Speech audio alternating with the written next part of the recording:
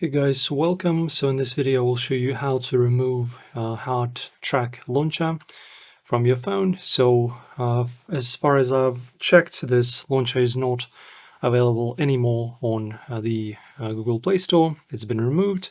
But if you still use it, for example, for some reason, maybe you have an old phone or something, the way to uninstall it is actually quite simple. You just need to either go into your apps and delete it from there. Also, this will make sure to switch to your original phone's launcher. So let us just do it. So in the search of your phone, type in apps. After that, just go to apps, manage apps, and in here, just type in Heart Rate Launcher and HeartTrack Launcher. And from here, just remove it. So for example, here's the app. Yeah, you should have an ability to remove it. So for example, let me just type in Spotify, for example, as you can see.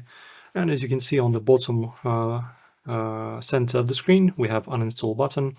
So basically after uninstalling this launcher, you will get your, just like I said, native stock launcher on your phone that will work. And yeah, you basically have the same functionality almost, and maybe with a little bit less customization, depending on what this HeartTrack launcher actually does. I've never used it. But in general, this is how it's done, guys. So just make sure to delete it and revert back to the original launcher. Enjoy the video, like and subscribe, and I'll see you soon.